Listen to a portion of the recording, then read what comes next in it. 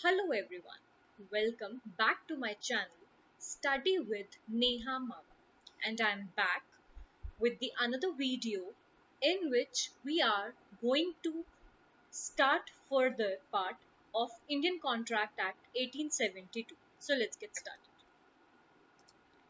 Now, in today's video, we are going to start chapter number 2, that is contracts, voidable contracts and void agreement. Now, what is the meaning of contracts, voidable contract and void agreements? पिछले आपको video में भी मैंने समझाया था offer plus acceptance lead to agreement, agreement plus legal obligation leads to contract. यहाँ ये कहते हैं कि व्हाट अग्रीमेंट्स आर कॉन्ट्रैक्ट। ध्यान से एक बात समझना, all contracts are agreement but all agreements are not contract। ठीक है, ये आपसे पूछा जाता है और ये आप अपने एग्जामिनेशन में भी लिख सकते हो।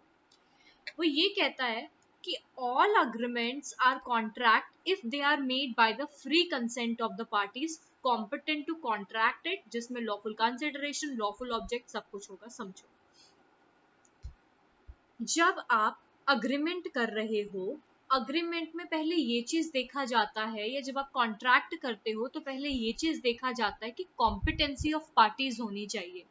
आप पढ़ोगे what are the points of a valid contract. Valid contract के क्या पॉइंट्स होते हैं कि प्रॉपर पार्टीज होनी चाहिए, कॉम्पिटेंट पार्टीज होनी चाहिए, मतलब मेजर होना चाहिए, साउंड माइंड का होना चाहिए, must not be disqualified by law, lawful consideration होनी चाहिए, लीगल इंटेंशन होना चाहिए, लॉफुल ऑब्जेक्ट होना चाहिए। ठीक है, और किसी भी तरीके का कॉरूजन, अनड्यू इन्फ्लुएंस, फ्रॉड, मिसप्रेजेंटेशन नहीं होना चाहिए। ठीक है, वैलिड कंसेंट होना चाहिए। तो ये सारी चीजें बताई है। उसके बाद बोला है कि अगर आपका कॉन्ट्रैक्ट, अगर आपके कॉन्ट्रैक्ट में कॉरूजन है, या अगर आप कॉन्ट्रैक्ट में आए हो किसी के साथ कॉरूजन के थ्रू, या अनड्यू इन्फ्लुएंस के थ्रू, मिस्टेक से, फ्रॉड से या मिसप्रेजेंटेशन से, तो आपका कॉन्ट्रैक्ट जो होता है वो क्या माना जाएगा? वॉइड माना जाएगा। ठीक है, so in order to make the contract to be lawful, first of all you have to see the content in it to be lawful. जैसे इसमें आपका कॉम्पिटेंसी ऑफ पार्टीज आपकी होनी चाहिए। ठीक है, पार्टीज कॉम्पिटेंट होना चाहिए, नहीं कि किसी का क्रिमिनल बैकग्राउंड है and that party is entering into a contract with you, तो of course the other party और the innocent party will suffer. Then we have section 11 that talks about who are competent to contract। वही मैंने बताया, competency of parties होनी चाहिए। Now competency of party का मतलब क्या है? सबसे पहले मेजर होना चाहिए। Whenever you are entering into a contract with a minor will not be responsible for any loss or risk suffered। ठीक है, उस केस में क्या होगा? जो अदर पार्टी है, जो मेजर है, वो सफर करेगी, क्योंकि माइनर अगर कॉन्ट्रैक्ट में आता तो माइनर को गलत नहीं ठहरा सकते। तो इसीलिए बोला है कॉम्पिटेंट कॉन्ट्रैक्ट क्या होता है? जिसमें कॉम्पिटेंट पार्टी होती है, मेजर होता है। ठीक है, साउंड माइंड का पर्सन होता है, पागल नहीं होना चाहिए, ल्यूनेटिक नहीं होना चाहिए, इनसेन नहीं होना चाहिए। And third is must not be disqualified by law, so कोई क्रिमिनल कैरेक्टर नहीं होना चाहिए।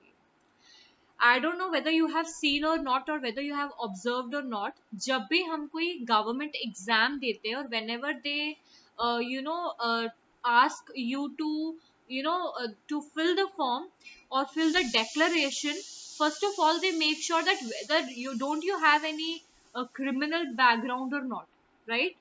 they suppose कि आपका कोई भी criminal background नहीं होना चाहिए। So whenever you fill the application form, make sure the authorities always make sure that you should not have any criminal or bad background which you are carrying forward। Then we have section 13 जो बात करता है what is sound mind for the purpose of contracting। देखो, sound mind person वो होता है who knows the nature of the contract, who knows the nature of the working। ठीक है, मैं अगर पढ़ा रही हूँ, अगर मुझे नेचर ऑफ वर्किंग ही अपना नहीं पता तो मैं पागल हूँ, तो मैं ल्यूनेटिक हूँ, अनसाउंड माइंड की हूँ। बट अगर मुझे पता है that what topic I have to teach, ठीक है, what sort of information I have to gather and I have to give to you, तो जब मुझे सब कुछ पता, I am a sound mind person.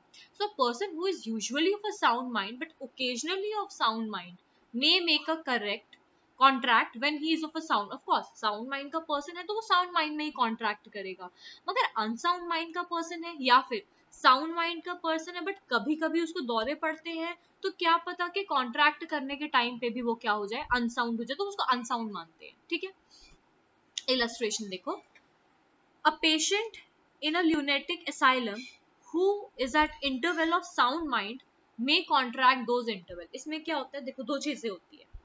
एक होता है जब पर्सन फुली साउंड माइंड है, ठीक है, उसको पता है कि वो क्या कर रहा है, उसको ये भी पता है कि उसकी नेचर ऑफ वर्क क्या, उसकी एक्टिविटीज क्या, उसके एक्शंस क्या, उसको सब पता, ही is very conscious about his working day to day life. दूसरी तरफ से वो पर्सन होता है जो कभी तो सही होता है, बीच में उसको दौरे पड़ते हो पागल हो जाता है, फिर सही होता है, फिर पागल होता है. उस केस में हम क्या करेंगे कि जब पर्सन साउंड माइंड का होगा हम तभी उसे कॉन्ट्रैक्ट कराएंगे, जब वो अनसाउंड का होगा तब नहीं कराएंगे. क्लियर. अनदर इलस्ट्रेशन है अ सेन मैन, मतलब एक एकदम सही इंसान है जो ड्रंक है, मतलब जिसने पी रखी है, एंड पीने के टाइम पर under the influence of that liquor और अल्कोहल, उसको नहीं पता कि नेचर ऑफ वर्क क्या है. तो जब वो ड्रंक्ड है और जब वो अपने कॉन्शियसनेस में नहीं है, you can't enter into the contract with that person at that time, right. Then we have section number 13 that say consent. Consent का मतलब क्या होता है? Two or more persons are said to consent when they agree upon the same thing in a same sense. Consent का simple मतलब होता है जब दो parties है, दो parties एक चीज को लेके सेम तरीके से सोच रही है, सेम तरीके से उस चीज को परसीव कर रही है जिस तरीके से वो होना चाहिए, वो कंसेंट होता है. क्लियर. अब हमारे पास होता है फ्री कंसेंट. क्या होता है फ्री कंसेंट? का मतलब वो कंसेंट होता है जिसमें ये 5 चीजें नहीं होती. पहला, कोरोजन नहीं होता, डिफाइंड इन सेक्शन 15. कोरोजन नहीं होना चाहिए. कोरोजन का मतलब होता है किसी को फिजिकल थ्रेट देके, ठीक है, फिजिकल थ्रेट देके आप क्या कह रहे हो कि कॉन्ट्रैक्ट में आ. आप किसी को कह रहे हो अगर तू मेरे से कॉन्ट्रैक्ट में नहीं आया मैं तुझे 5 भूसे मारूंगा या 5 थप्पड़ मारूंगा, वो कॉरोजन हो गया. ये सेक्शन 15 में आता है. अनड्यू इन्फ्लुएंस का मतलब होता है किसी को मेंटली हैरेस कर रहे हो to make that person to enter into contract. ठीक है. देन फ्रॉड के थ्रू भी हो सकता है, मिसप्रेजेंटेशन के थ्रू भी हो सकता है, मिस्टेक के थ्रू भी हो सकता है. अगर ये पांचों चीजें आपके कॉन्ट्रैक्ट में है या 5 में से कोई एक भी चीज आपके कॉन्ट्रैक्ट में है तो वो आपका फ्री कंसेंट नहीं माना जाएगा और आपका कॉन्ट्रैक्ट जो है वो वॉइड हो जाएगा. Then we have what is coercion. See, coercion का मतलब क्या बोला है, is the committing threatening to commit any act forbidden by IPC by threatening any property person. वही जो मैंने बताया आपको. आप किसी को कोई बोल रहे हो कि एक्ट करो, ठीक है, मैंने बोला तू कोई एक्ट कर या कोई तू एक काम कर, तू चोरी करके आ, ठीक है, चोरी करके मेरे से कॉन्ट्रैक्ट में आ जा. अगर तू ऐसा नहीं करेगा तो मैं क्या करूंगा, तेरी प्रॉपर्टी खत्म कर दूंगा, तेरा घर जला दूंगा and whatsoever. This is the corrosion. Undue influence का मतलब होता है किसी को मेंटली हैरेस करना, मेंटल किसी को आप प्रेशर देना to do that thing, but जो वो चीज होती है वो रॉन्गफुल होती है, गलत होती है, अगेंस्ट द लॉ. फ्रॉड का मतलब क्या होता है कि आपने कोई ऐसा एक्ट किया जो आपको पता है कि गलत है, आप दूसरी पार्टी को डिसीव कर रहे हो, ठीक है, ये होता है फ्रॉड. मेरे को पता है कि मैं कोई चीज सेल कर रही हूँ, फॉर एग्जाम्पल मैं क्रीम सेल कर रही हूँ, मुझे पता है जो ये क्रीम है ये 2 महीने बाद एक्सपायर होने वाली है. मैंने क्या किया, उसके एक्सपायरी डेट पे मैंने ऊपर एक और स्टिकर पेस्ट कर दिया जिसमें मैंने आपको लिखा हुआ है कि ये 2 साल तक खराब नहीं होगी. होना 2 महीने में खराब था, मैंने लिखा कि 2 साल तक खराब नहीं होगा. This is fraud. क्यों? क्योंकि मैं उसके फैक्ट जो है वो कंसील कर रही हूँ, छुपा रही हूँ फ्रॉम द परचेजर और द बायर, राइट. कुछ एक्सप्लेनेशन यहाँ बताया है that mere silence as to the facts likely to affect the willingness of person to enter into a contract is not fraud. ठीक है. जनरली क्या होता है कि जहां आपको बोलना चाहिए और अगर आप वहां चुप रहते हो वो भी फ्रॉड ही माना जाता है, बट कई केसेस में अगर आप साइलेंट हो तो फ्रॉड नहीं माना जाता. ठीक है. ओके, एक यहाँ देखो, ए सॉरी बी, नहीं ए ही आ जाओ. A sells by auction to B a horse which A knows कि वो अनसाउंड है. ए जो है उसने बी को अपना घोड़ा बेचा। ए को पता था कि जो घोड़ा उसने बेचा है, जो हॉर्स उसने सेल किया है, वो इंसेन है, अनसाउंड माइंड का है। ए ने कुछ नहीं बोला बी को about the horse unsoundness.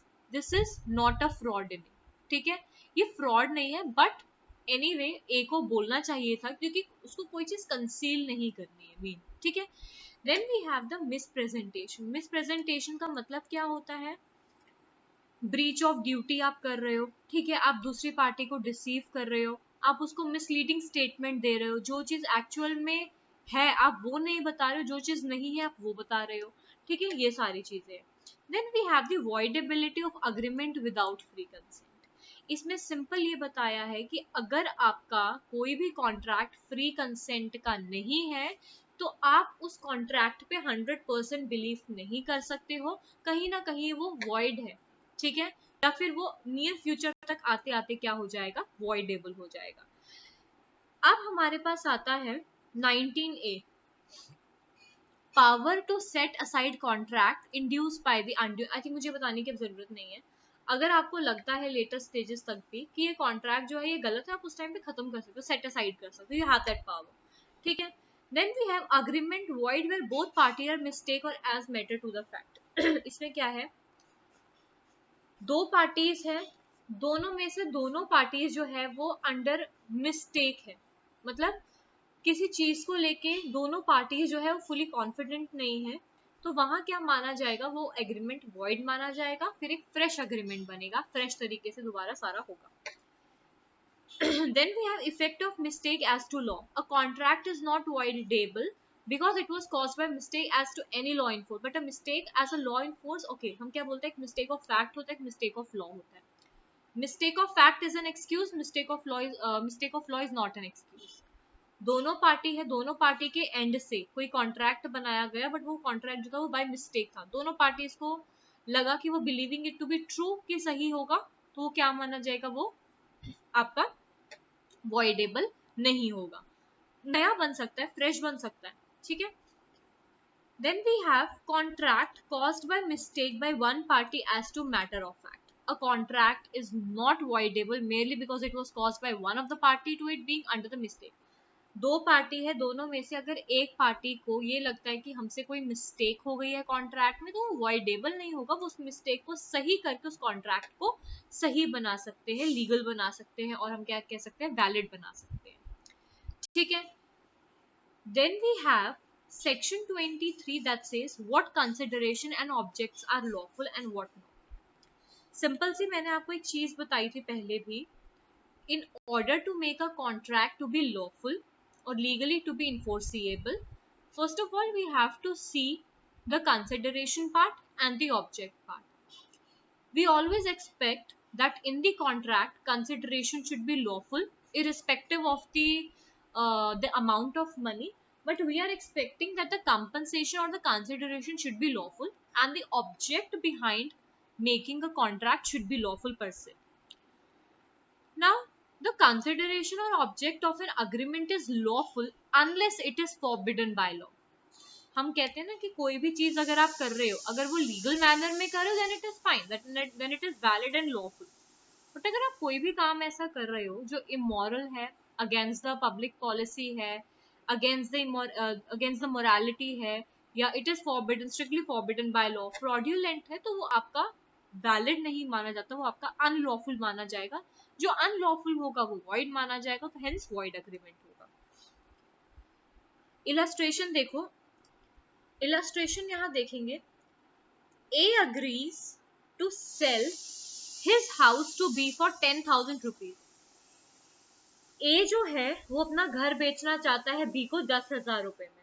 Here B's promised to pay the 10,000 rupee in the consideration for A promise to sell the house, and A's promise to sell the house is a consideration for B's promise to 10,000। ये lawful consideration of course। ए ने बोला मैं अपना घर बेचूंगा 10,000 में, ए ने अपना घर 10,000 में बेच दिया, बी ने 10,000 पैसा दे दिया, ये वैलिड है। सर्विसेज के बदले हम कंसिडरेशन पे कर रहे हैं, this is a lawful consideration, ठीक है।